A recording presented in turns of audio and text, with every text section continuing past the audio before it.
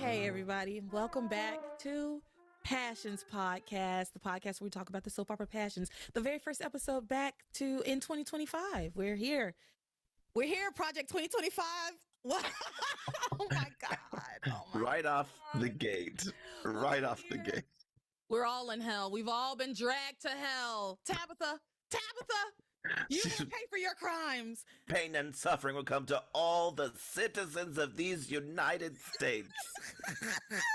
So we're back, and I'm your regular host, Latara, back today with Eric. Welcome back, Eric. I'm trying to find my applause button. Hey, listen. Just like it says on every episode this week, the next 5 episodes of Passions changes every-thing. Everything's about to go up in smoke. Man, we actually, you know what? This week's episodes, let me say, I did not feel like watching this shit. You took my little month break off, and I thoroughly enjoyed it. It was so nice to not have to do this. Not that I don't like doing it, because I do, but it is a lot, and having to do it like on a schedule and not being able to kind of do it at a slower pace, it can be a lot. So I was like dreading watching these episodes. However, Passions delivered this week, and I was glad. Yeah. I was so glad that Passions delivered this week with a lot. Like we got a lot of like actual story moving forward, and I was surprised. Yeah, peak Passions magic is in full effect. The couples are out there running around doing their thing. Troubled marriages are out there doing their thing. The Cranes are out there doing that. Everybody's pretty much in here, except for David and John, and I'm okay with that. And Chad and Whitney. No Chad and Whitney. We didn't get any Chad and Whitney. You're right. Which is weird because Teresa is involved, and you would think Whitney would be there. Whitney's busy getting her back blown out. See, peak Passions, because we do get some love making, as everyone's favorite term. We get something. I wouldn't call it love making. I think it was a wham bam. I do think it was something. We're gonna get into it. I would call it an assault, but that's me. Now, everybody. That's true. It is true, and we are absolutely going to get into it. And I'm sure many of you already know where I'm going with this. But before we get into the episodes, I want to say a quick shout out to all of the patrons over on Patreon. Thank you all so much. Thank you to Muna Shay, Lisa, Sid, Randall, Hannah, Camelia, Samantha, Eric, Fantasia, Sean S, Larissa, Maria, Lisa, Jessica Jean, Laura, Karen, Uche, Paige, Casey, Garange, Tom Bergeron, Daisy, Shane, Kelly, Taylor Harris Crane, and DJ. Thank you all so much for continuing to be patrons and continuing to support the show and hanging out with me on watch party nights. Is always we always have a good time. I will have the watch party and event list up this week, so be looking out for that. All right, so with that, on with the show. So we watched episodes 776 through 780. Yes, that's correct. Great.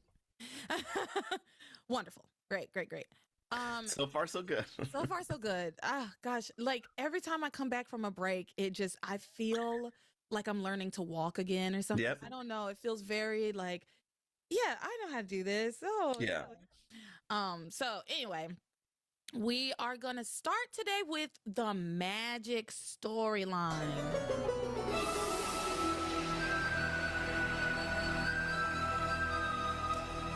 That seemed like it was a little loud. Was that a little loud? I liked it. Oh, okay. I jam out to it in the car. Turned up a little too loud. Okay. Anyway, we're starting with magic. Let's pick up with Little Miss Hot Pants K. Y'all, Kay has doused herself in essence of charity. Reminder that Zombie Charity had created this potion, which was the essence of charity, that was going to make Miguel realize that she was the real charity, or think that she was the real charity, because it was like infused with all her power, goodness, or whatever, I guess. Whatever. But Kay found it And Father Lonigan told her to destroy it, and she told Father Lonigan she was going to destroy it, but then she was like, no, I'm fucking not going to do that. She's like, actually, I'm going to use this on myself. What could it hurt? Yeah. So she douses herself in essence of charity. And Miguel, dim-witted as he is duped by this. Now I'm gonna let y'all know right now. I'm gonna give y'all a disclaimer. I'm letting up on Miguel this week. I'm letting up. I know I've in the past I've been very, very hard on Miguel. This week, I am not gonna be very hard on Miguel. Me calling him dim-witted, that's gonna be the last time I make a jab at Miguel this week. I promise. I cross my heart, hope to die. I've crossed my heart, hope to die. I will never tell you lies, okay? I am not going to talk shit about Miguel this week. But I did call him dim-witted in my notes. Next. So, yeah. He is looking at Kay, but it looks like charity to him. Yeah. And he says, it's you, the girl I fell in love with. And she says, yes, Miguel, it's me, the girl of your dreams. At no point does he use her name throughout any of this. And at first I was like, that's odd. But because he does say her name so much usually, however, the amount that he typically says her name is too much. It is very odd, and like the amount of so when it's gone, it's noticeable. So it's gone, so it's noticeable, but it also, with it being gone, if you really think about it, it's actually more a more natural pattern of speaking to the person that you love. So then they start making out. And Miguel says to her, I'm sorry for the way I've acted towards you. I just felt like you had changed so much lately, but now I see how wrong I was. You're the same perfect girl that I know and love with all my heart. Now, I didn't care for this because she did change. Like, Charity was acting full-blown crazy. And now she's back to normal. Like, he's been noticed. He's been very alarmed by her behavior for these past few months or whatever. Yeah, so him apologizing to her, saying that, I just felt like you had changed, but now I see you're the same that you always were. It's like, no, she was definitely going through something, and she definitely changed, and you should not deny that. That's important, because it is odd. She was acting real crazy, and now she's back to like Charity 1.0. I don't know. So whatever. So during this, Tabitha is standing outside the window, lurking, and where she always, I love a return to form, and I love Tabitha lurking in the bushes outside the Bennett home, because that's how we met her. I feel like that's where I met Tabitha. She's of course lurking in the bushes outside, and she's positively gleeful at what's going on inside. She's like, wow, Kay might get there before Zombie Charity does, and she really is giving that zombie a run for her money, and she's really excited. And then she hears a little voice say, what's Princess looking at? And she's like, well, these two people are about to make whoopee. And then she turns around and realizes, oh, Timmy's back. Yeah, they have a beautiful reunion. Like, it is just so, finally, we haven't seen these two together in months. Yeah. So we'll catch up with them momentarily. Basically, she's thrilled to see him. They have a beautiful reunion. She takes him back to the house, and we'll talk about what goes on at the house after we finish up with what's going on with Miguel and Patty. So, Kay and Miguel, they make out in the living room for a little while, and then they end up in Charity's bedroom. And I'm going to say this right now. Later on, Kay makes a lot of excuses, but she actually does not have a leg to stand on. This man said to her, oh, it's you, the girl that I've always been in love with, that I love, and you're so good and pure, the same perfect girl that I've always known, that I love with all my heart. All the things that we've always heard him say about Charity, right? That's one. And even if she wanted to like live in the delusion that, oh, maybe he was talking about me, like, I've always felt that Miguel did love me, and blah blah blah. She Fine, knows maybe. she used the essence. Yeah. Yeah, but then the fact that they go to Charity's room, she doesn't have a leg to stand on. Yeah. She doesn't have a leg. They go to Charity's room and she doesn't say anything about it. He doesn't say anything about it because it's normal to him to go to Charity's room. And Yeah. then they get in Charity's bed. And at first Miguel hesitates, like they're about to do or whatever. Miguel hesitates. He's like, are you sure I wanted this to be special for you? That's why I rented the hotel room. Again, just like saying things that are obviously to Charity. He's obviously talking to Charity. Because he didn't rent a hotel room for Kay. Yeah. Right? And she's like, no, it's fine. Like, we've waited all this time. I just want to be with you. This is special enough for me. And they do it. Let's see. Do I have my... Actually, I feel like that music actually is not appropriate because this was actually really... When you think about it, it's deeply sinister. So I'm going to... Yeah, more like this. It's more like trouble. Every assault begins with K. Oh my God. That's a good one. Yeah, Kay, and this isn't the first time she's done this plan before. I mean, she did this with Hecuba's powers. I mean, she's done it at least 3 times. Yeah. No, she has. She's done. Let me see if I can remember. She tried to impersonate Charity with Hecuba's power.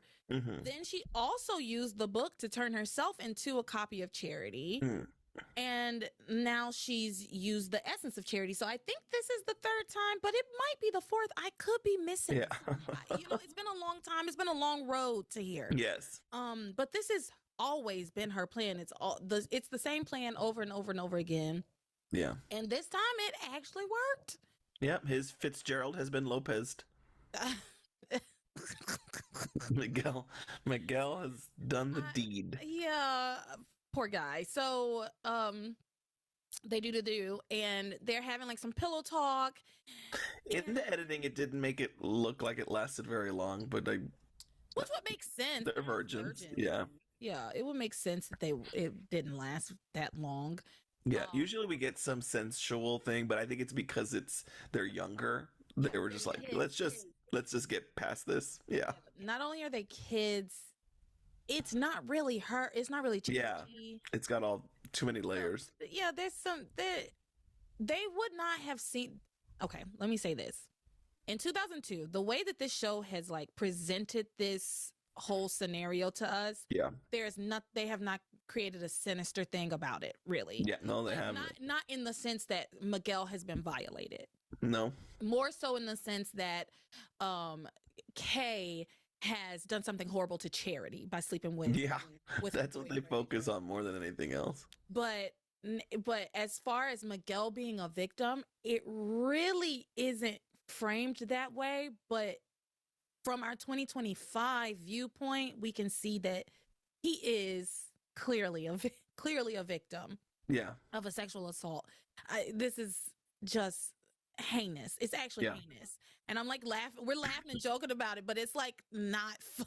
It's not funny. It's just absurd. I can't believe I agree. And I think it's because rewatching, you watch it with different lenses. I mean, like back then, they totally make it like, how could you do this to like that focus is on how could you do this to Charity versus how could you do this to Miguel? Yeah. How could you commit this heinous crime? Yeah. Yeah. Anyway, so they're having like some pillow talk. Yeah. Out some more. Kay says something like, there's something I've always wanted to try with you. And she whispers it into his ear and he kind of giggles. And I'm like, what the hell did she say? And and he thinks Charity said that to him.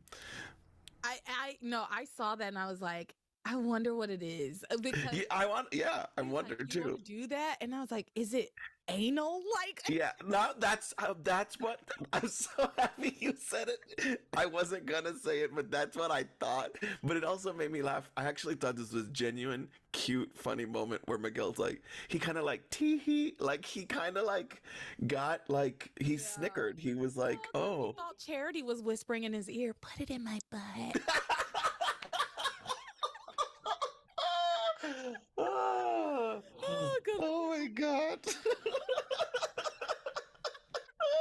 sorry. No, that was funny. I'm gonna be serious. Okay.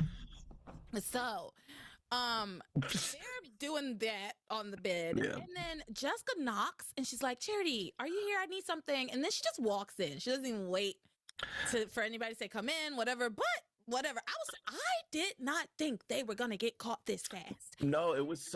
That's what I'm saying. When you said this week we delivered, like we were doing stuff, there was no, is she going to open the door? Is she not going to open the door? Is she at the right door? No. And then also, let's just point out again, Jessica's good for two things: running the B&B and cock blocking. And that's that's her sole purpose. That's her whole thing. Those are her. That's her entire identity.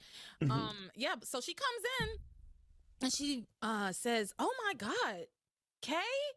And then Miguel realizes that he's like, "What are you doing? What are you talking about, Kay? Charity? I'm just slept with Charity." And then he looks, and Charity, that vision of Charity melts away. Yeah. And he sees Kay in the bed with him, and he jumps out of bed, mortified, starts putting on his clothes.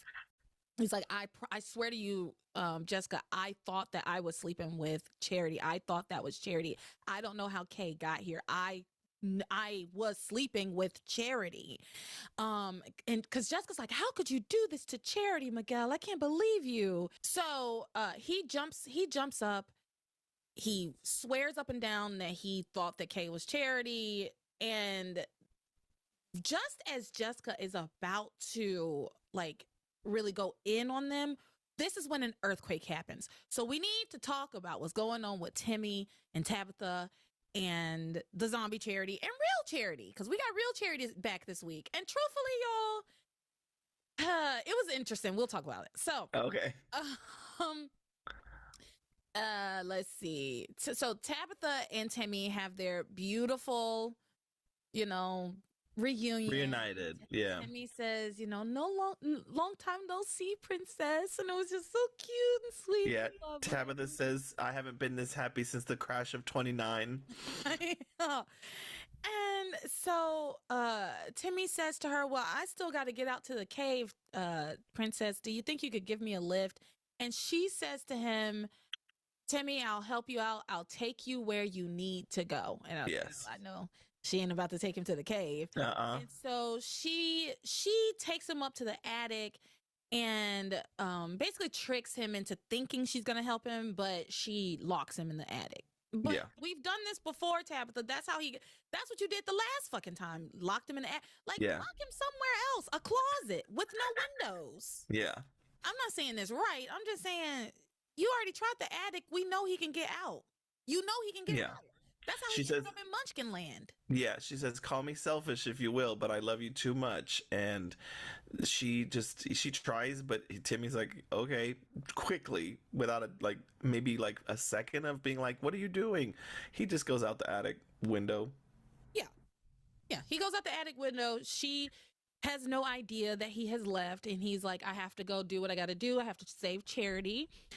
And Tabitha, we get a lot of Tabitha talking to Toto, the dog. Yeah, they bond. Yeah. She basically is like, "Hey, respect. You took care of my Timmy, so I don't like animals, but you're cool."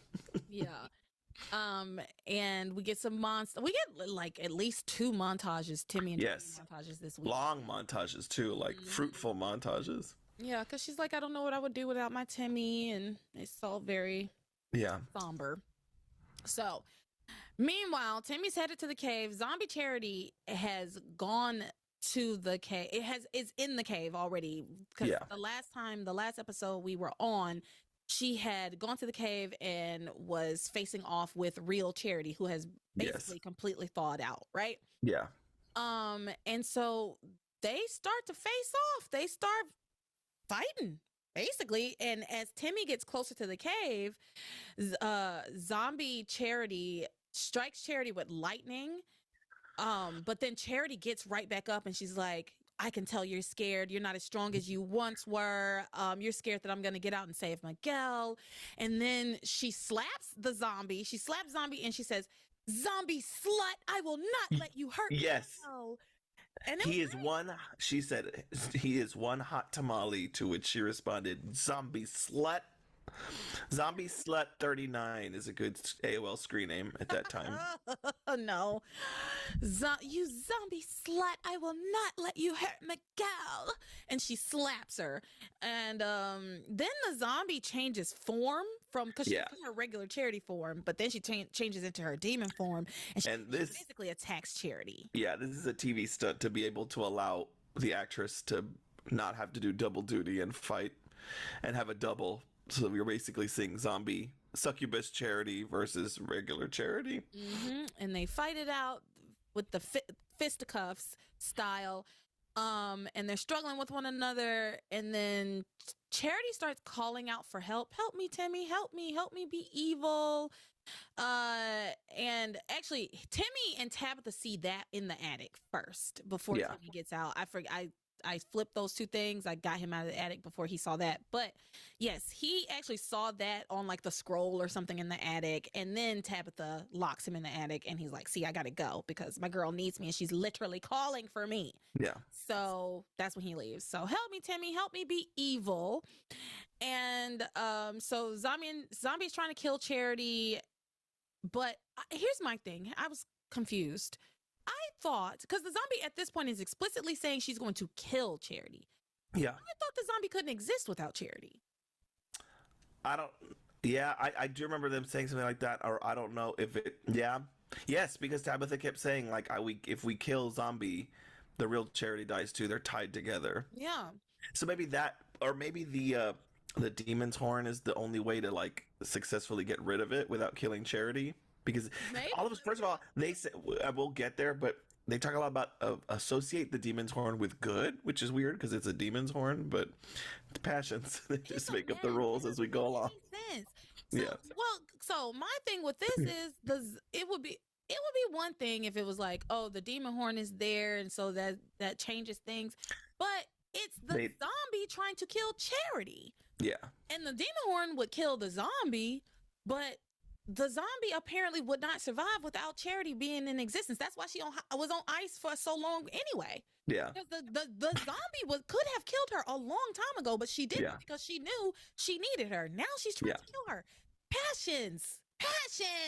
Come on. This is simple, basic shit. Shit. So... And that's not the thing, because they said it so many times. Sometimes they say something and it's quick, it's in passing. It's a one-off. Rewrite it. Yeah. And it's like, I'm gonna give it to them because they only said it one time. But they said that a bunch of times. They made that a rule. They made it a rule. And then now they are breaking it, and that always annoys me. So I did like when Zombie Charity exclaimed, "Die, so I can do Miguel." It's like, okay. The ADR, the voiceover work it sounded so fake because it was obviously not the actress doing it, but it was funny. They're really weird dialogue. Yeah, they fight for a good long while. Fight for a good long time. At one point, real Charity, because remember everybody, Charity got caught up when they went ice skating. So Charity had a pair of ice skates. Yes. He was fighting with the ice skates at one point. Yes, do it. Yes. And then she was like holding them to her chest. And I don't know. It was just like, I was like, the lightning. Yeah. And she didn't do the lightning out of her ice skates. No. She did. So Zombie Charity threw lightning at her. Somehow Charity held up the blades of the ice skates and it reflected and ricocheted back to Zombie Charity. Yeah. She is warding off lightning with her raggedy ass. Charity. Ice skate. She went full on Buffy the Vampire Slayer. Yeah, and especially for somebody whose body allegedly is like broken down. We'll get there. But she was doing all kinds of stunts. She flipped Zombie Charity over at one point, and at one point she finally uses her actual powers and shoots like light out of her eyes. Yeah. At the zombie, and I was like, yeah, hell yeah, do that again. Yeah. More of that, but we did not get more of that. She then just proceeded to keep getting her ass beat, and Timmy shows up. Yeah. So Timmy shows up with the demon horn, and he's trying to get into the cave, But just as he can't get in, and he's like, how can Timmy get in? Right as he's trying to get in, zombie Charity blasts real Charity through the cave wall and like everything blows apart. Charity's blown out of the cave. And that's when Timmy is like, I have the demon horn, Charity. And he says, oh, demon horn, mighty and great, use your strength to eliminate all that is evil and all that is wrong. Okay. And then Charity, who's been blasted through a stone wall, and she was like down, right? She was like out. She starts to glow. She starts to levitate. She's stronger. She's like going Saiyan, Super Saiyan. Yes. What's funny is I was just thinking that, and I was like, I should have known you would know your Dragon Ball Z references. Yeah, she starts going Super Saiyan. I want to be clear. I am not a Dragon Ball or Dragon Ball Z fan. I do like anime, but I am not a Dragon Ball Z fan. That's what I knew you liked anime. Put that out there. I do know and understand the references, but I did not enjoy that show very much. Moving on. I just never understood the boys love that shit, and I could not get into it. Because it came over here in Spanish first, I would have to watch it in Spanish, and my Spanish I struggled with it, but I also learned a lot of Spanish watching Dragon Ball. Oh, okay. Yeah, and then it got English over here and was like on Cartoon Network and stuff. Interesting. All right. So anyway, she's glowing like Vegeta, or I guess she would be Kakarot. What's his name? Goku. And it makes me laugh because also his alien name. Yes, no, Kakarot. I think that's disparaging remark. Vegeta. I hear my se van a poner Super Saiyan, and people would get excited. I'm like, see, the Spanish it's different, but yes, I can hear it. Okay. So, Kakarot. Kakarot starts glowing. And she comes up and she says that the zombie will not harm anybody in Harmony. She won't harm me. You won't harm Miguel. And you won't harm Timmy. I'm going to send you back to hell unless you repent. Girl, just send this zombie to hell, bitch. What the fuck? I know. I'm going to send you to hell unless you repent. What are you, Father Lon again? Just send it to hell. What are you doing? And like, girl, you've been on ice for almost a damn year. This zombie that you fucked up and has fucked up and trying to kill everybody. Send this bitch to hell. Yeah. What are you talking about? Repent. What are you talking about? You're trying to make it go to confession. Stop it. Yeah. Stop it right now. Make it go to confession. Charity ain't been back for 10 seconds since she...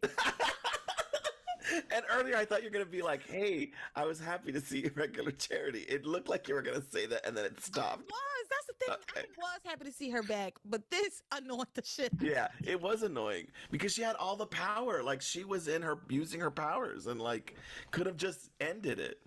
Yeah, so she's like, unless you repent, zombie. And then the zombie's like, oh, okay, I'll repent, because it's a zombie and it lies. Duh. Yeah. I'll repent. And then she gets up and she like throws a rock this bolt rock and knocks her off the air. Yeah, she ain't no Goku, I'll tell you that. Yes. No.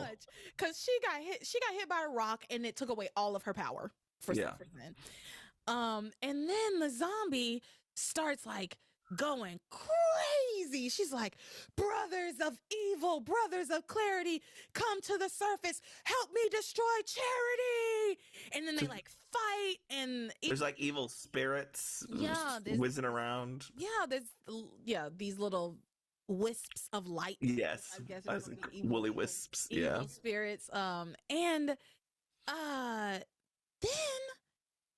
they're fighting, and then Timmy takes a hit of power for Charity. So like the zombie like shoots some power at Charity, but Timmy goes no and jumps in the way. He takes a bullet. Yeah, he takes the hit, and then the zombie causes an earthquake, yelling, "Damn you, Timmy! Damn you, Terry! Damn all of you people of Harmony! Damn you all to hell!" And this crazy earthquake starts all over Yes. Harmony. It cuts to every person in Harmony, and we see how they're dealing with the earthquake. Yes. At one point, Julian and Rebecca fall down the stairs. It was hilarious. The stunt doubles that they got, there's a shot right at the end of the fall of Rebecca's legs, and I'm like, that was good. That looked legit. Like, it was very impressive to me. No, it was great. So this earthquake starts, and that alerts people all over all over town to like something horrible is happening, right?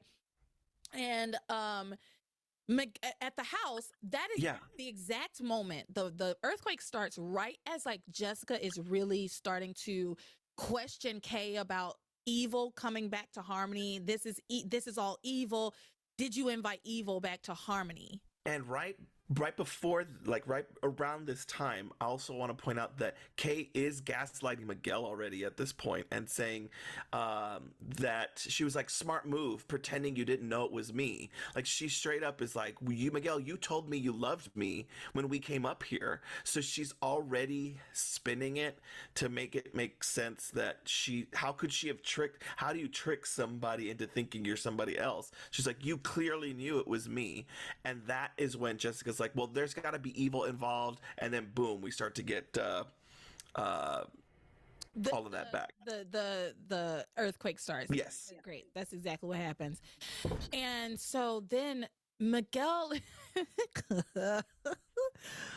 like, I don't know why, but I got to get to the caves. I just think something's wrong with Charity. How do we know where she's at? Yeah. Like, did she say? I just think I think Charity's in trouble, and I think she's at the caves. And so they all go over to the cave. He, Kay, and that other Jessica go rush over to the caves, where they meet up with Tabitha, who's already there trying to get Timmy out, because even though Zombie Charity had blasted Charity out of the cave and all of that happened, she then brought them all back into the cave. I think that I could have. I thought the earthquake had like made the rocks fall back down. I was like, I do know she brought them back into the cave. So yes, they closed it back up, and then there was a rock slide. I don't know, but they're back in there, and they're trapped in there again. Yeah, Tabitha tries to muster up enough powers to do something, but she can't do it. And then she even fully tries to move the rocks herself, and she just can't do anything. She can't do it. Yeah. Which I thought, in a writing perspective, I was like, thank you. Like, I'm happy that she can use her powers every once in a while, but I'm happy that they just were like, it's not working this time. Right. That's what she's like, please, somebody help me. Like, she's just yelling on the top of her lungs, like, I need to get in there. And that's when Jessica, Kay, and Miguel show up. Exactly. And Tabitha, it makes me laugh because Tabitha hates all of these people so much, but she needs all of these people right now. Yeah. And so she's like, Miguel, go. Yeah. Man strength. Yeah. Do something. So yeah, he starts trying to get in there. I think he gets hit by a rock because at this point it's still like earthquakey. But they do manage to get inside. How? I think they do. No, do they move the rocks? I thought they moved some of the rocks. Or I guess that's how it happens. Because my next note is they get into the cave and find Charity and Timmy unconscious. Yes. So anyway, they get in there, they find Charity, they find Timmy, both of which are basically unconscious. But Charity comes to more so, and she grabs Timmy's hand, which is holding the demon horn, and she like points it at the demon and vanquishes the demon. Because the demon comes back in regular Charity form and is like walking around, and she says, "I'm your worst nightmare, Miguelito." Yeah, but Charity uses the demon horn in tandem with Timmy and vanquishes that demon. I think it's over because then the earthquake stops. Yeah. And then Hank, Grace, and Sam show up into the cave as well. At first, I was like, how did they know? But there was like a quick scene with them when the earthquake started, of them like on the wharf or whatever, and they saw where it was coming from. Yeah. And so they just headed to the epicenter. And so they get there, and the kids explain like there was two charities here. Yes. And this charity used this thing to kill the other one. Like, what is going on? They immediately, for once, they take the children to a hospital. Finally, they get them some medical help. So they rush Charity and Timmy to the hospital. Both of them are not doing well at all. Eve is they're doing so poorly that Eve actually calls another doctor in. She's like, I can't handle this by myself. So she calls in another doctor. They get to the hospital, and we find out that Charity, her heart is very like Eve explains, like, after examining her, that her heart is extremely weak because it's been frozen, and like her body parts are all fucked up because it's like, she was frozen, but then she thawed out too quickly, apparently. And then Timmy, so the biggest issue with Charity is her heart is weak because it was frozen. The biggest issue with Timmy is that his heart is fine, but his other organs are failing. That I believe they're setting us up for, kind of Timmy gives his heart to Charity, right? I that's where I see this heading, because I don't remember all the details. I just remember that Timmy passes away, right? So for those of you who don't know, if you don't know now, you know. It's better to brace yourself. So they're at the hospital, and Simone shows up at the hospital, which I guess makes sense. Her mom works there. I just wrote down, there's an earthquake. Wouldn't Simone go running around trying to go find Chad? Like, where's Chad? But she's there to have, for Kay to have somebody to antagonize her. But exactly, I thought Jessica was already doing it. But like, we already had Jessica. We didn't really need Simone to do this. But honestly, I actually think that the reason there's one line that Simone says, and I think that's the whole reason Simone was here. So let's talk about what happens. So at the hospital, Jessica first confronts Kay and saying that if Timmy and Charity die, it's all her fault. She's like, I don't know what's going on, but you did this. Somehow you did this. Somehow you caused all of this. I don't know how, but you did it. Yeah. And then Simone shows up. Jessica brings Simone up to speed on the entire situation, right? Like how Kay slept with Miguel, and Miguel claims that he thought he was sleeping with Charity, and that there was two Charities and all of that. And so throughout all of this, Miguel is very, very, very upset, rightfully so, because his girlfriend, who he absolutely loves, seems to be dying. Kay is following him around way too closely throughout all of this. Yeah. Just following him like nose to neck. Like, she's so close to him, and he's just trying to get away from her. And she keeps trying to like comfort him, but everything she does just makes him deeply uncomfortable. Again, rightfully so. Let's be clear, she's his attacker. So, and then Miguel says to her, I don't understand what's going on. I don't understand any of it. He says there's all of these crazy things that are happening, like seeing another Charity at the cave, or tonight I thought I was making love to Charity, and it turns out I was making love to you, Kay. What is happening, Kay? And Kay says, I don't know, but Miguel, I thought you were making love to me because you loved me. I'm a victim too. Girl! What? Lady, what? I'm a victim too, Miguel. And that sent me over the edge. I was like, this bitch is nuts.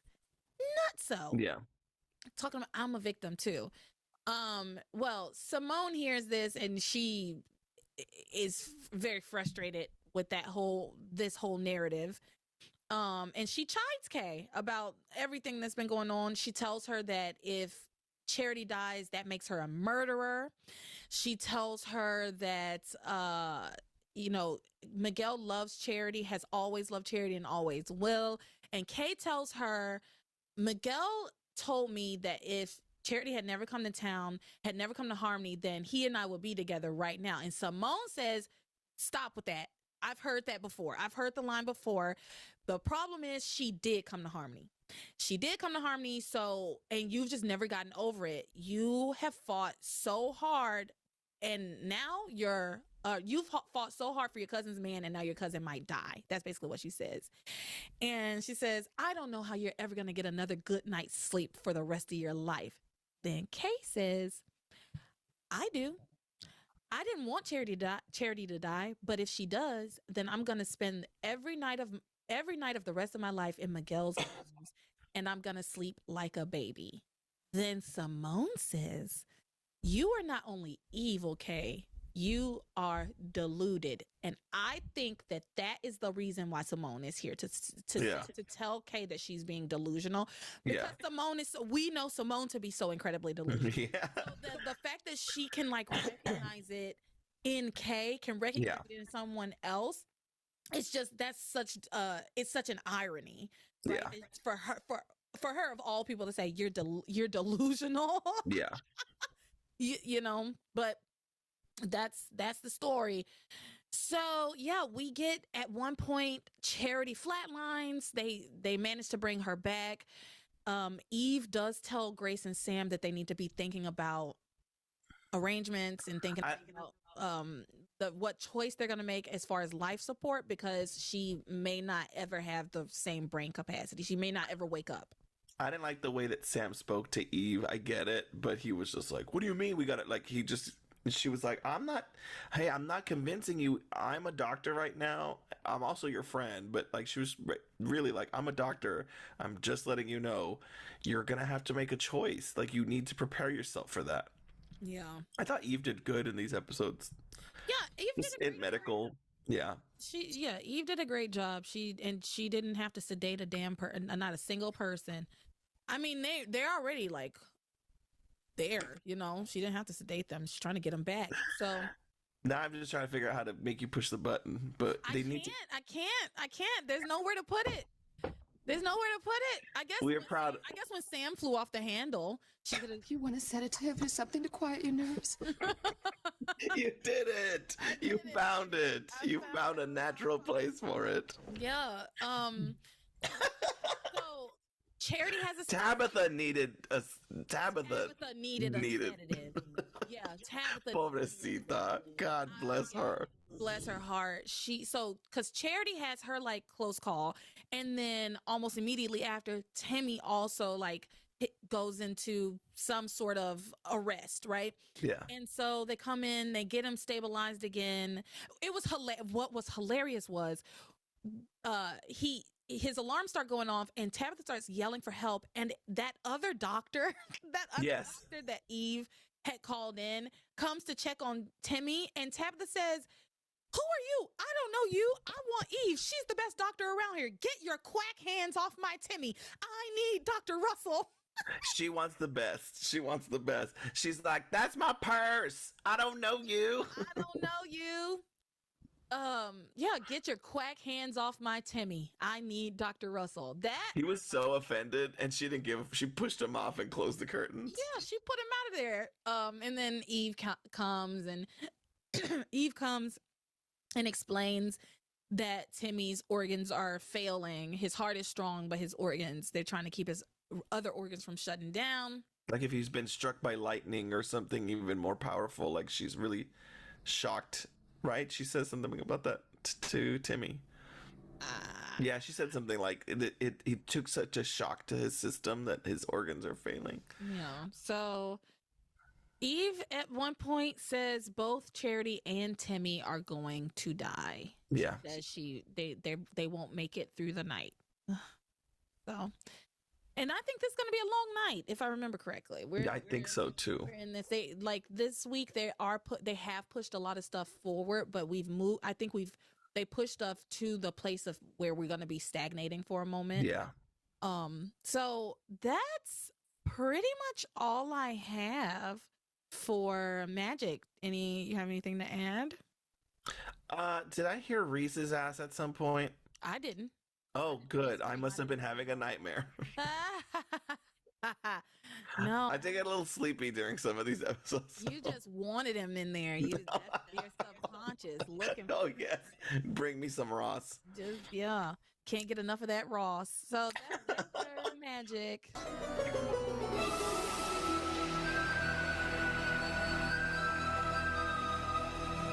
Moving on to what's going on with Teresa? I would call this faded couples, which I guess it is back to being faded couples because we did get some Ethan and Gwen stuff in here. They're all in there, yeah. We're ramping up the rivalry. They're about to start this rivalry back up between Teresa and Gwen.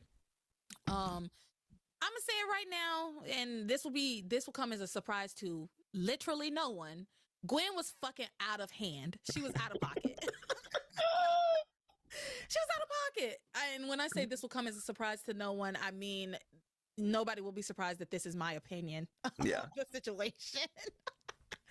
So let's talk about it. We pick up and Rebecca is checking to see if Teresa's really dead. Teresa's in her coffin, and Rebecca has like garlic around a string of garlic around her neck. She's got a giant crucifix.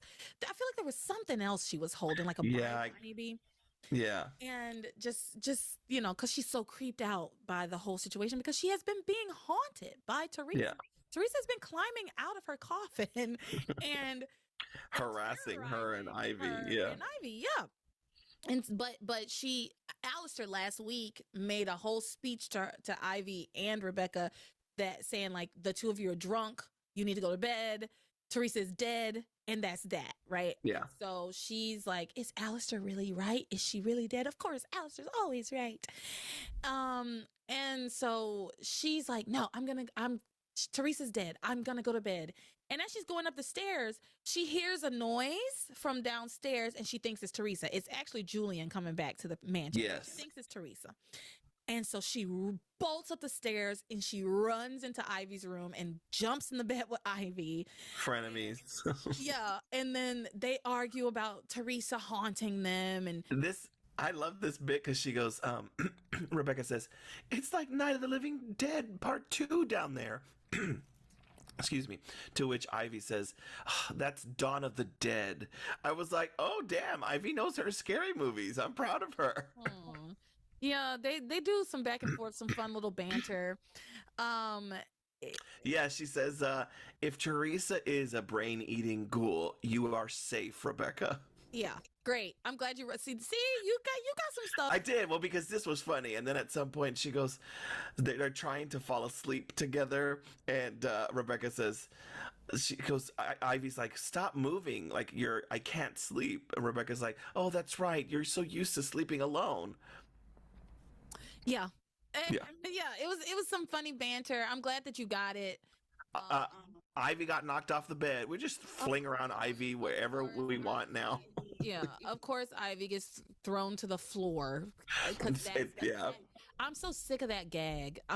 It's so much. I'm over it. Not to Kim. Do it to somebody else, but why her? Yeah, well, the gag is she's handicapped, and that's yes, it's horrible. Yeah, it's like, okay.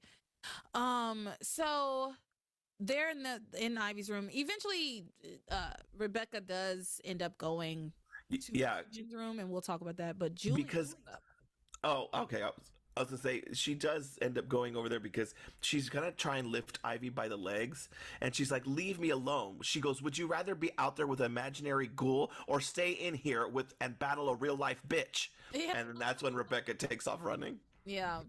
So while all that's happening, Julian shows back up to his mansion alive and well, doesn't he? And he walks in thrilled, happy in his overalls, and Phyllis, the maid, comes out, which we have a new actress for Phyllis.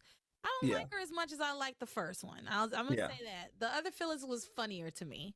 But this Phyllis is giving, so I miss my original. I miss my OG Yeah. Phyllis.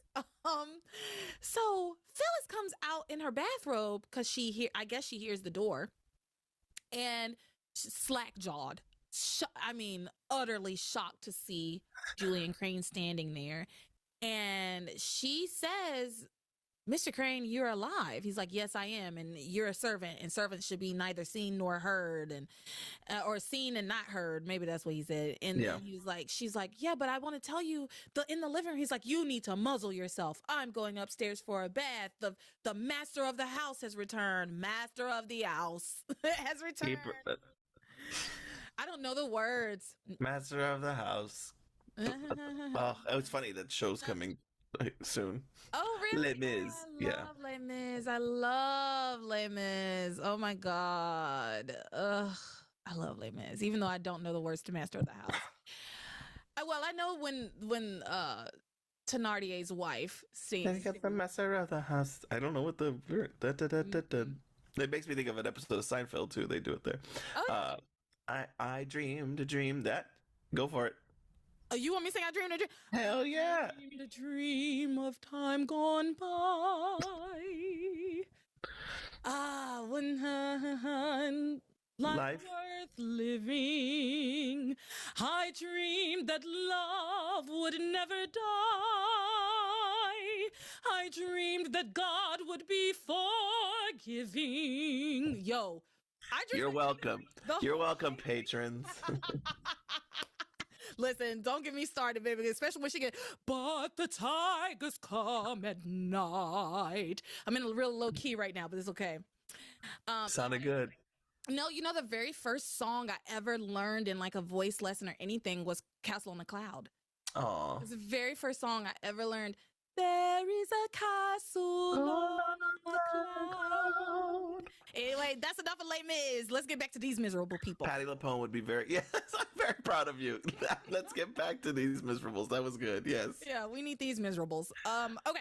So Julian goes upstairs to his bedroom, while Phyllis goes and talks to Teresa's corpse and says, oh, Mr. Crane's back. He'd never even died. You died for nothing. Yeah. She leaves, and then Teresa pops up, you know, this zombie Teresa pops up, and she's like, oh, Julian's back? I have to kill him, basically. And so she goes upstairs to kill Julian. Meanwhile, Julian gets back to his room. He lights a cigar. The ladies can smell the smoke in the room where they're like arguing, Rebecca and Ivy. So that's like their first hint that he might be back. And then he decides he's going to take a bath. And so he goes, runs himself a bath. He gets in the bath, steams up the bathroom really well. And then Teresa comes in. And he's listening to some music. He's listening to some Tom Jones. I'm trying to remember the song, but I remember I heard it. I was like, is that Tom Jones?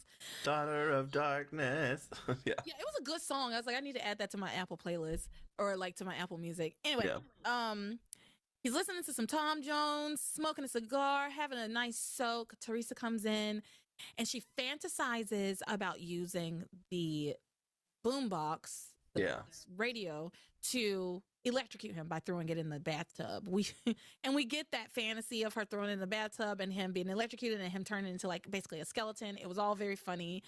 Cartoonish. I kind of wish it had actually happened, but it didn't. But we can't kill Julian. He just got back. So imagine all of that. And she kills him anyway. Yeah. I mean, double jeopardy. Yeah. I think we had a conversation about that on a heated conversation about that on a watch party, didn't we? Yeah. I think so, yes. Can Teresa be tried for that crime again, the crime of killing Julian again, because he's already dead? And I was like, I don't know. But he's not dead, right? There's a very good movie called Double Jeopardy with Tommy Lee Jones and Ashley Judd. Yeah. I haven't seen it in years, but I remember really liking it. I never saw with the same premise. I remember seeing like, stuff about it on like Entertainment Tonight, Yeah. But anyway, she is going to do it actually. He manages to get out of the tub before she is able to throw the speaker, what do you call Radio, it? yeah. Into the tub. She does throw it into the tub, and it shorts Yeah. out, and then it shorts out the electricity in the whole room. And so it's just like kind of dark, and he doesn't think anything of it. I don't know why, but he doesn't. He gets himself together and he heads back to his bedroom, where Rebecca has gotten into his bed while he was in the tub. Rebecca's gotten into his bed while he was in the tub, and he gets into the bed, and they obviously bump into each other and scream, ah! Yeah. And then they have a nice like She's like, they're happy to be. Yeah. But then it's so funny because they're like figuring out puzzle pieces. Like Julian's like, wait, why are you not shocked that I'm alive? Like, isn't that weird? And she's like, oh, I've known you've been alive. Ivy and I saw you on a wrestling match. Like, yeah. And then she's like, but wait, why are you here now? And so like they're basically just playing catch up. Yeah, she explains she's in the bed because Teresa's haunting her. Yeah. He's haunting the mansion. He doesn't believe it. Then they start to kind of like get it on again, and they pick up right where they left off. But Teresa finds a razor, like the demon barber of Fleet Street. That's what I wrote in my notes. She finds her demon barber razor in the bathroom, and she was going to kill just Julian, but then Rebecca's there, and she's like, I can kill 2 vultures with one slice or whatever. Yeah. And Rebecca sees her standing there, menacingly sees her standing there with the razor, and she stops. She's scared. But then when Julian looks, Teresa's not there. He doesn't see her. Rebecca refuses to keep getting it on until Julian goes and checks the bathroom for Teresa. Mm-hmm. So he gets up. They go into the bathroom. This was absolutely, I want y'all to know, I was confused from this moment on. I mean, I was already confused, but from this moment for a while, my notes are just like, what the fuck is going on? Yeah. Because they go into the bathroom. It's still like steamy in the bathroom, hard to kind of see. And I remember the light, they can't turn the lights on or off. And so they go into the bathroom, and we see a man stab Teresa in the neck with a syringe. He doses her with something, drags her across the bathroom, and he's like over her body. And Rebecca sees him over her body, but Julian does not. Rebecca also sees him like take Teresa through the bathroom wall, like a secret passageway. False wall. And but Julian does not see it. They bang on the wall. They try to get it open. Julian's like, I've lived in this house my whole life. There's no way that this wall could open up. Yeah. But that's exactly what happened. Some random man stabbed her in the neck with a syringe. Wait a minute. A random man did this. You want a sedative or something to quiet your nerves? We found it. We found the sedative spot. He sedated her. And took her downstairs, lays her back in the coffin, and Alistair's downstairs. And Alistair says, I'm going to make sure Teresa never walks again. And then he stabs her with a fucking knife in the chest. Yeah. I was just like, what the fuck is going on? And it's funny because throughout all these episodes, down at the bottom, Passions keeps telling you what's going to happen on the next episode. And the episode before this, obviously, it's Alistair stabs Teresa. Right. So I remember this phase of Passions where they just kept telling us some weird random fact that's going to happen. And it never actually was what you thought it was going to be. I mean, he did stab her. And he stabbed her in the chest. Crazy. Yeah. So I was confused. I really. And how does that stop her from walking? It's like, oh, yeah. Right. Like, you killed her? Dead. Like, yeah. She's, yeah. You're gonna make her more dead? Yeah. So I don't know. Cause she's like, right now it seems like she's like the Walking Dead. Mm-hmm. Right? She's the undead, whatever. So then the earthquake happens. And while Julian and Rebecca are going downstairs to go and check Teresa's coffin to make sure she's in the coffin, They fall downstairs. It's hilarious. Yeah. During the earthquake, they roll down that giant staircase. Hilarious. They get down there, and Teresa's right where she's supposed to be. Yeah. Then Ivy enters and accuses Julian of staying away until Teresa was executed. And she tells him, she's gleeful, actually. She's like, they're going to tear you limb from limb when they find out. Everybody's going to tear you, especially Luis and Ethan. And Pilar. Tear you apart. Yeah. Pilar, they're going to tear you apart when they find out. And he says, how would they ever get to me? My security will keep them away. And then there are more Lopez Fitzgeralds in the Crane Mansion than there are Cranes in the Crane Mansion. Baby, everybody immediately shows up after that. Like literally Pilar, Luis, Gwen, Ethan, everybody comes in. Yeah. And Julian hides. They don't see him at first. And there's conversation. Pilar's like, what are you doing in here with my daughter? I told y'all to stay away from her. You know, just the basic passions back and forth for a little bit. Then Ivy brings up the subject of Julian, and Luis is like, yeah, he better be glad he's dead. If he wasn't, I'd kill him myself, blah, blah, blah, right? Well, Julian takes this moment. I don't know why, because he was in a hiding spot. He was behind Teresa's coffin. Yeah, he was behind the coffin. Why not just wait till everybody leaves? But he didn't do that. He just crawls out trying to escape, but in plain view. Yeah. And I thought, well, this was another one of those moments where I thought we were going to drag this out and nobody was going to know that Julian was back. Luis spotted him immediately. Luis, I thought nobody was going to see him. I was like, Passions is playing with me. They playing with my emotions. It's not gonna happen. And he crawls out and Luis spots him immediately and he starts chasing Julian like, I can't believe you did this. My sister died because of you.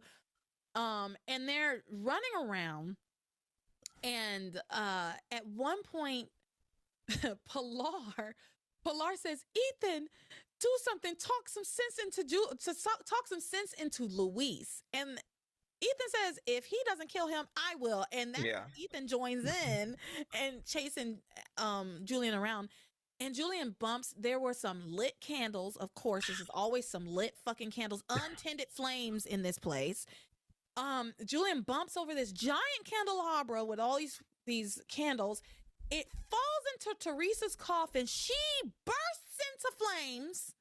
Okay, she is aflame. They try to put it out. They close the coffin up.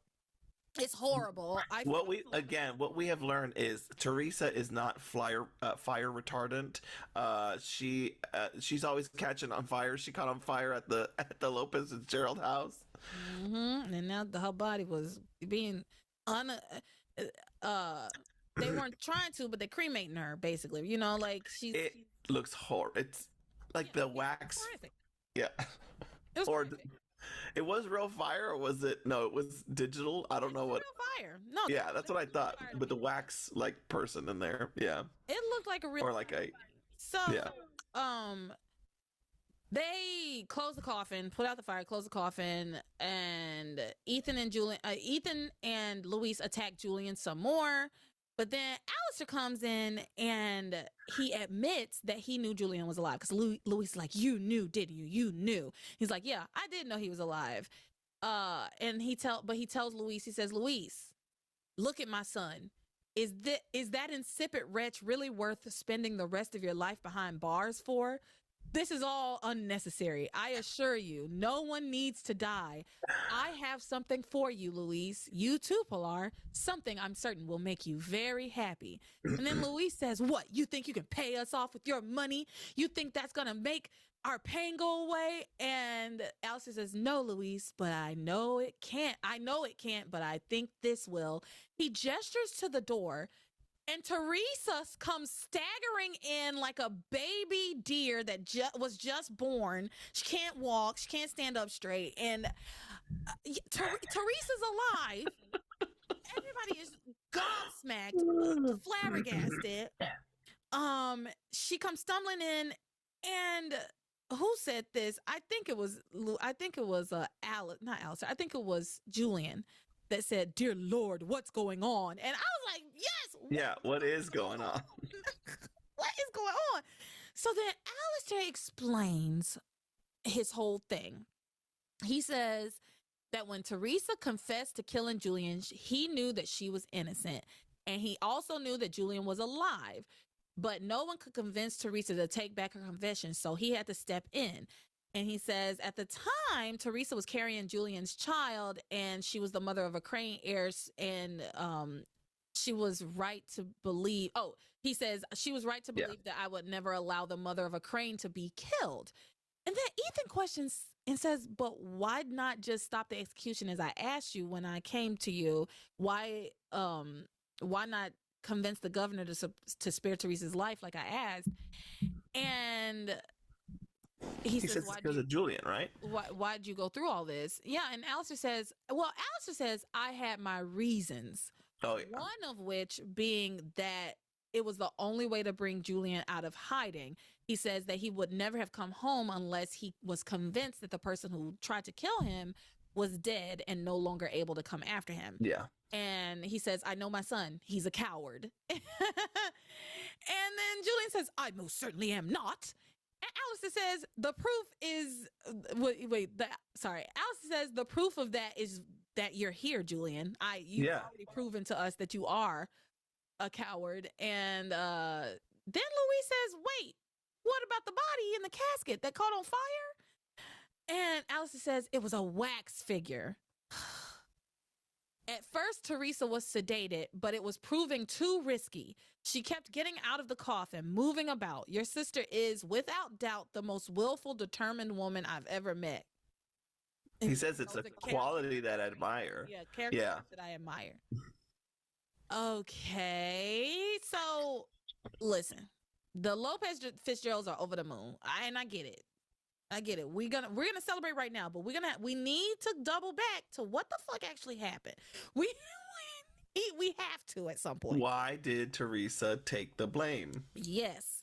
So they're all happy. Ivy and Rebecca and Gwen are less so, honey. They are. First of all, Ivy and Rebecca are quaking, shaking in their boots. Yeah. Gwen isn't guilty of murdering Teresa, so she's not shaking and quaking in that sense, but she definitely shows how worried she is about her relationship with Ethan. Yeah. And so let's see. Julian has a conversation with Alistair. He says, I know you, and I know you didn't do all this just to get me back here. Something's up. You've got something more in store for the Lopez Fitzgeralds, don't you? What do you have? What are you going to do to them? And Alistair says, that's my business, but I'll tell you this much. When I'm through with the Lopez Fitzgeralds, their family will be in shambles, completely decimated. It already was. You could have. Yeah. Leave him like that. Or wait a year and kill Miguel. Just pick him off one at a time. I don't understand why. I don't get it. Yeah, I don't get it. Because, he could have had Teresa actually executed. All of that was, not on the up and up, but it was a done deal, right? Yeah. And he would have gotten away with it. Everybody would have gotten away with it. She would be actually dead. And Brian's already gone. Paloma's off to God knows where, right? Louise is devastated because of Sheridan's death. Pilar is a shell of herself at this point. I feel like you've accomplished the goal. Yeah. Then you brought Teresa back. That doesn't, I guess, to torture her more and torture the whole family more. We shall see. But to say the family will be in shambles, it was already in shambles. It's already done. That's done. Yeah. It's finished. But you know what? Alistair reminds me of these fucking billionaires. Ain't that just like a billionaire? It's you can't just be a billionaire in peace and just take all your money and. No, you got to mess with everybody. Yeah, you have to completely ruin people's lives. Anyway, moving on to Gwen. Bless her heart. Gwen is not happy. Yeah, it's very clear. At one point she tries to get Ethan to leave. She's like, well, Teresa, I know you're probably tired. You need your rest. Me and Ethan, my boyfriend, are going to. Yeah. Ethan and I are back together, and he's honey, and I'm going to take him with me, and we're going to go. Ethan is lingering, understandably so. Teresa just came back from the dead. Yes, and whether they were together or not, it is fast. I mean, I would just be like, do you remember what happened? Like, do you know, like, do you have your wits about you right now? Like, I'd want to be like, how are you? Are you okay? Do you know what happened on our end of things? Like, Yeah, exactly. But they don't ask any of the questions that should be asked right now. And I guess I kind of get it. They're like just happy that Teresa's alive, and she gets her baby, and she's cuddling her baby, and her baby's hungry, and she needs to feed him, and she wants to breastfeed the baby because she has heard that that's the best for the baby or whatever. And Ethan says to her, he's like, you sure you want to do that? There's no telling what you've been drugged with. she gonna sedate the baby. You want a sedative or something to quiet your nerves? The baby needs a sedative. It was crying. It's just No, he tells her, breast milk sedation. He tells her though, which was smart of him, to say, you've been drugged up on God knows what for God knows how long. You sure you want to pass that along to your baby? And she's like, oh, you're absolutely right. I'm so glad you're here, right? Like, what would I do without you? And then we get some Phyllis shenanigans that I loved. Oh yeah. Phyllis comes in, and Teresa asks her to make a bottle for the baby, and Phyllis is like, yes, sure, of course, right away, Mrs. Crane. And she says, would you like me to make you some nice hot coffee too? And Teresa's like, yes, that would be amazing. And then Phyllis goes over to where Rebecca and Ivy are standing. They're like right next to like the coffee pot, right? She grabs the coffee pot and she gives them the biggest like grin, like fuck you, Gwen. Yeah. Sorry, I almost said fuck you, Gwen. Sorry, that subconscious Freudian slip. No, fuck you, grin. She gives them the biggest fuck you grin, and goes to do all that. She comes back and she like spills some of the hot coffee on them. Yeah. She like is handed to Teresa, and then she looks at them, because let me remind you, they said some shitty shit to Phyllis. Yes. They treated her really horribly and told her she had backed the wrong horse, and that she better shut up if she wants to keep her job, and she's all like this stuff, right? And she pours some of that hot coffee on them, and how dare you do this? How were you trained? I'll have you thrown out of here. And she's like, oh, you have no authority over me. I only serve the true Mrs. Crane. Teresa is watching it, and she's loving it every second of it. She actually says thank you to Phyllis. Yeah. I loved it too. Phyllis. Yeah. Phyllis. Yes, girl. So anyway, let's talk about very quickly a conversation between Rebecca and Gwen, because Gwen is not enjoying the situation that's going on in this mansion so much.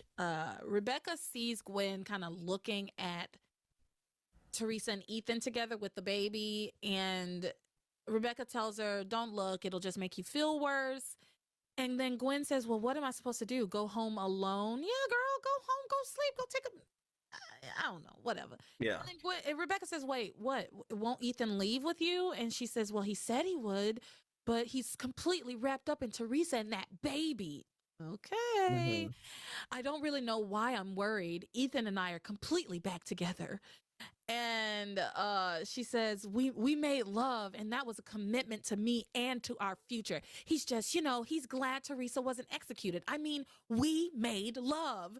And Rebecca's like, yeah, Gwen, you said that. And Gwen says, I know, but we did. We made love, and Ethan is mine. He said so. And Teresa coming back to life isn't going to change anything for us. I don't think you believe that. She said it. She's talking. She's convincing herself. Yeah. She's saying it to convince herself, but she doesn't believe any of that. That's all I have for Teresa and Ethan and Gwen. You got anything to add to that? I'd just say Rebecca and Ivy have a conversation about, like, what are we going to do? Like, there's only a matter of time before the truth comes out. And she's like, and it's all thanks to the Rebecca Hotchkiss master plan. And Rebecca's like, well, it would have worked if that little bitch had stayed dead. So, like, they know that, like, it's a matter of time. Well, we don't know. I don't remember this as a viewer, but they are under the impression that it's a matter of time that it's going to come back to them. Yeah. Because why did she do it? She saw a video of Ethan killing Julian. Yeah. And they explicitly talk about how they talked about their whole plan in front of Teresa. Yes, many times. Yeah. Yeah. Ivy says. Yeah. Yes, that was funny. Yeah, they totally talk about how they were James Bond villains revealing their plan. And it's true. Yeah. Don't know if she heard any of it, but we kept seeing her eyes move a lot. Like, I don't know, maybe she does seem a little delirious and a little tired and fatigued, so maybe she didn't hear it. I think she's not going to remember. I Yeah. think she was drugged up and sedated and on drugs and was popping up and didn't. I don't know if she even remembers when she was getting up, and it's like that Ambien effect, you know? Yeah. People were getting on Ambien and they like sleepwalk and don't know what they did. Yeah. Then people tell them like, yo, man, you went and robbed a convenience store. Or the charity standish effect where you don't remember what just happened. Exactly. So I don't know because I don't remember, but I mean, if it were to come back on them, I would know. I feel like I would remember. I think I would remember too. I think this just goes away, or Alistair just downplays it and gets it. Yeah. Yeah. I think he kind of uses it to torture them for a little bit, but I think that's the extent of it. So now we're ready to move on to Shawise. I'm gonna go ahead and get my button ready, my Brian button ready. Oh, okay. Yeah. Well, ready. What? I'm ready for you to use it already because we're in this section. Okay. So Brian had that accident. Remember, everybody? Brian was in a fireball accident, but he still won the race. Yeah. Don't know how that works, but did he get out? He got out of the car like Will Ferrell in Talladega Nights and just kept running. I'm Ricky Bobby. So he let me just say this, y'all. I barely took notes on these. Yeah, Honestly, I did. They showed up in the 3rd episode of the week this week. Yeah. I was thrilled. The first Me too. episode, I was so thrilled to not see them. And then Diana shows up in the first second. Yep. That 3rd episode. I was like, okay, I guess we had to do this at some point. So, but we actually, again, this story actually moves. It moved. Yeah. So Brian comes out of the hospital. He's been released. Reminder to everybody. I want y'all to remember this. Brian was in the hospital. It seemed like he was fine. His first round of tests came back okay. And then the doctor wanted to do a second round of tests. Those came back terrible. His doctor was very worried, said that he needed to stay in the hospital. But Brian was very adamant that he needed to leave and go to Harmony. And he promised the doctor that he would see a doctor as soon as he got to Harmony. He has some sort of mystery illness we do not know about. We don't know it. And he's hiding it from Sheridan / Diana. Oh, brother, this guy stinks! He's hiding it from Diana, and he's and so I'm gonna use that probably 3 more times. I hate it. I think people will enjoy it, so don't worry about it. So then I don't know where they are. I don't know what this setting was. Do you? No, I don't know where we are. I couldn't figure it out. I was like, are we outside the racetracks? I had to keep reminding myself, like, where? Yeah. The only thing I know is that they are a two-hour flight away from Harmony. That's all I know. I don't know anything else. So they're at this place that looks like a bar / restaurant. Yeah. And then Nick comes in, and he comes in before Brian. He like says something to Diana, but then Brian very quickly comes in and says like, "Did you think I was dead?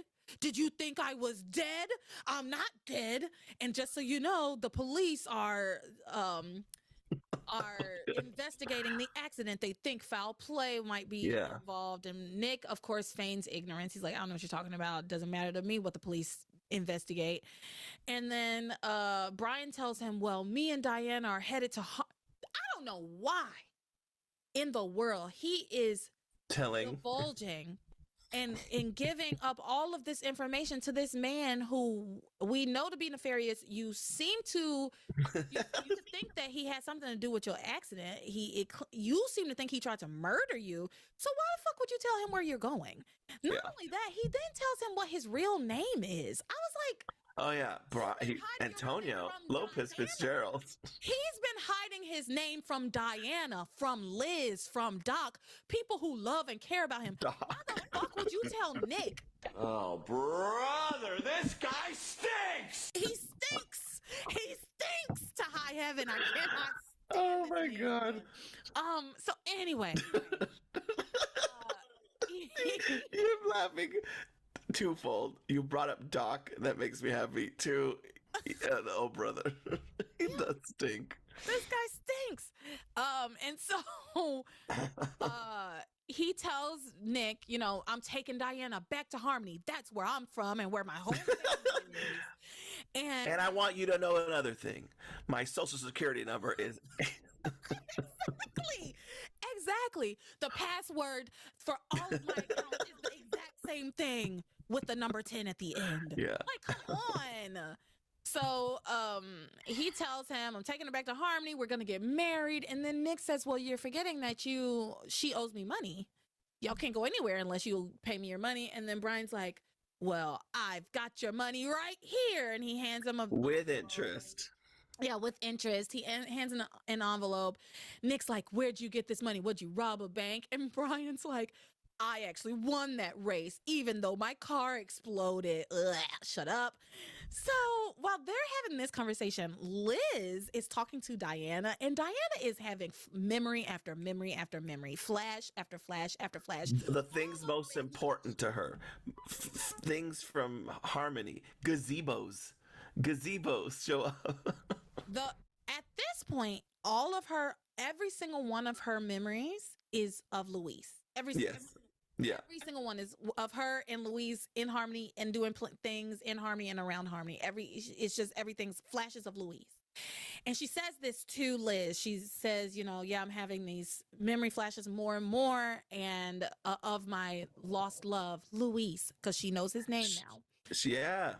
And Liz questions her, Diana, why aren't you telling Brian about all of these new memories? Yeah. Why aren't you telling him about your new memories? And Diana basically says that she doesn't want to hurt Brian. He's just been through something and she doesn't want to, you know, upset him, basically.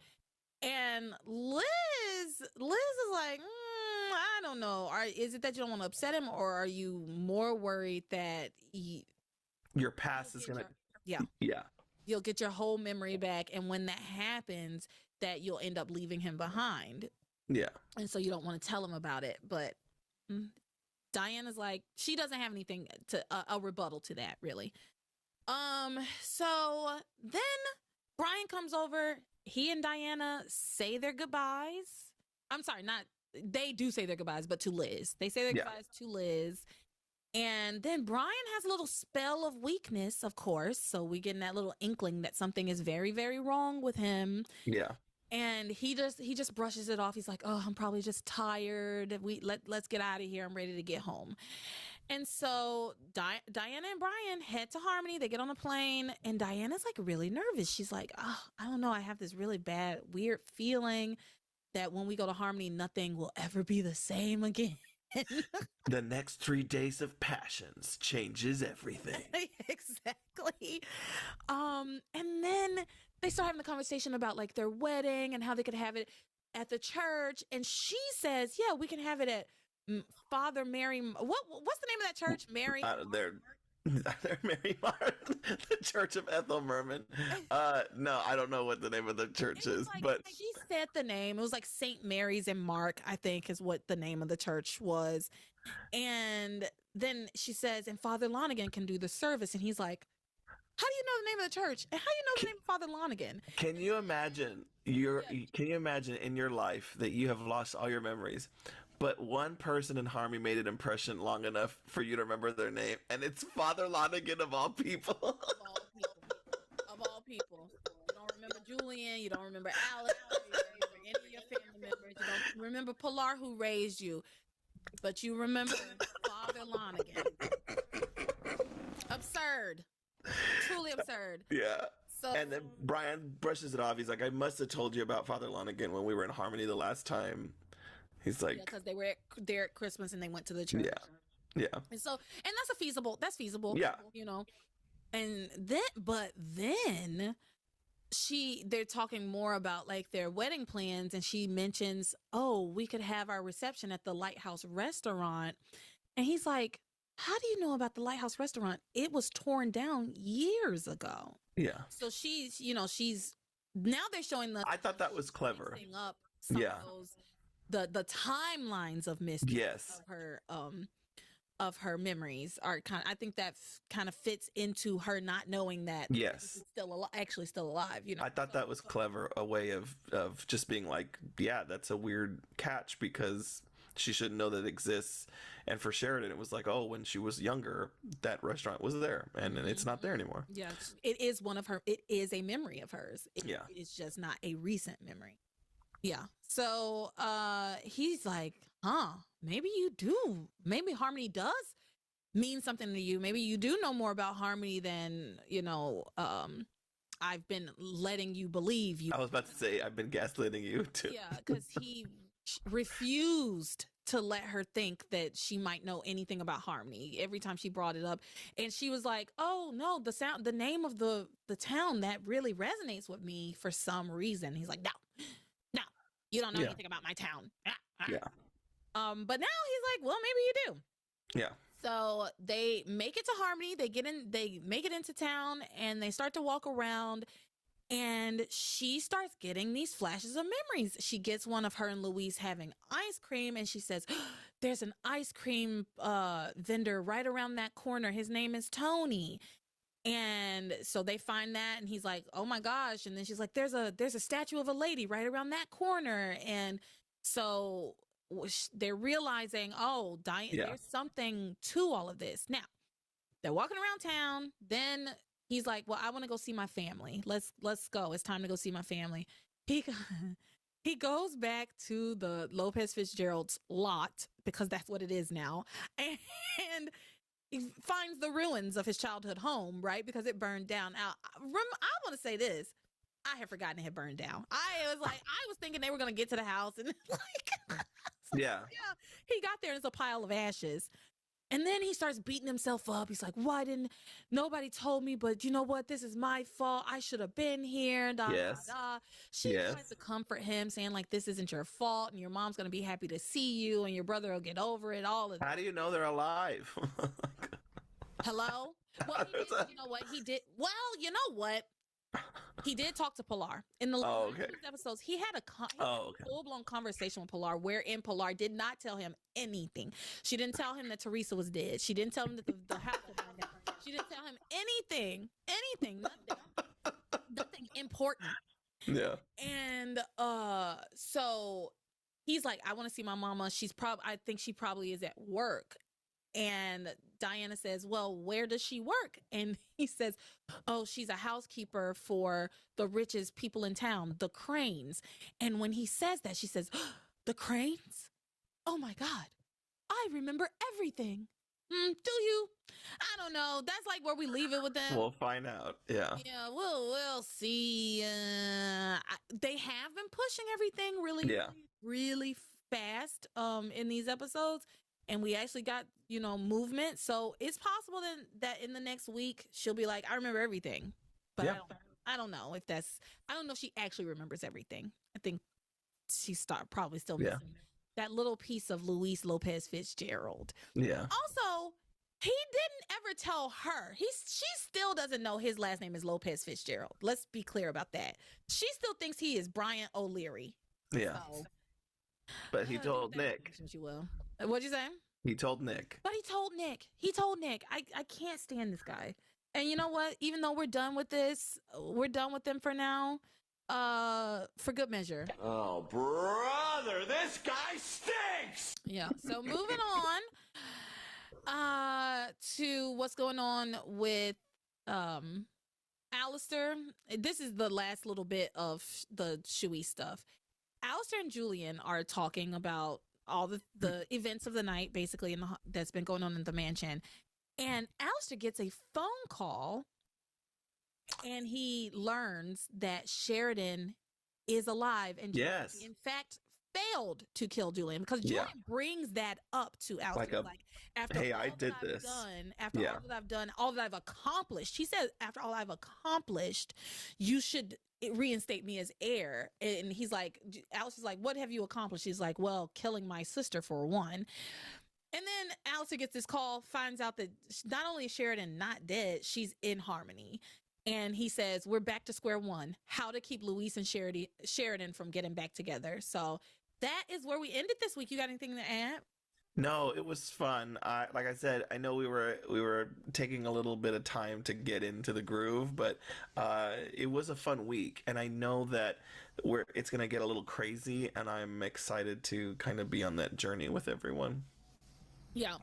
We're getting into some crazy stuff. This was fun. I'm not going to lie, I was dreading doing this.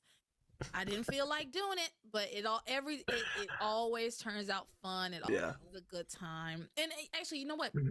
It's not the recording. When I say I didn't feel like doing it, I didn't feel like watching these episodes. Yes, yeah.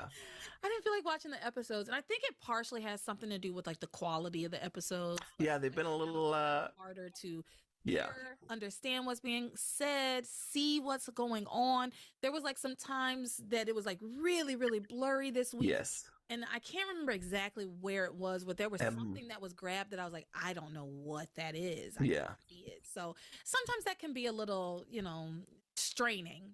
Yeah. So, but it's always a good time hanging out with you, yes, with likewise, listeners, and talking crazy about these people. So yeah. Eric, where can the people find you? Yeah, I am at Mr. Eric Vera on everything. All right. And you can catch Passions Podcast on most platforms. I think I got rid of the Twitter. I tried to. They're making it very hard to get rid of.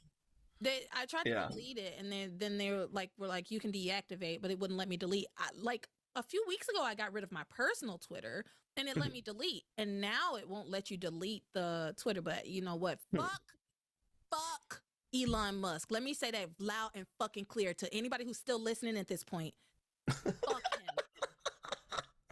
Him. I cannot stand that man. And so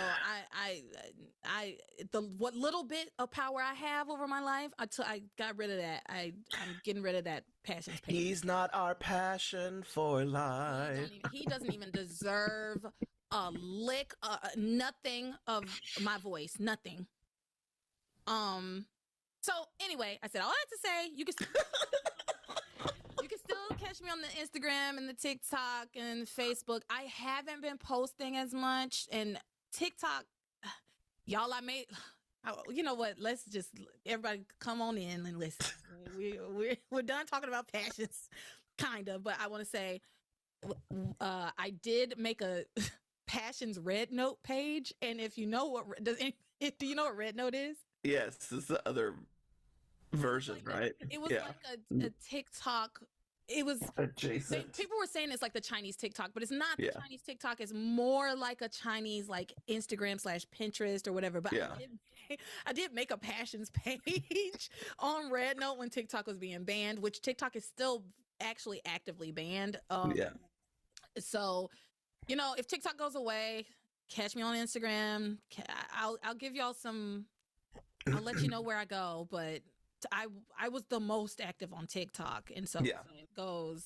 It is what it is. I'm not some great social media manager, so find me or don't find me. Anyway, this was fun, and do the thing now. You are my passion for life.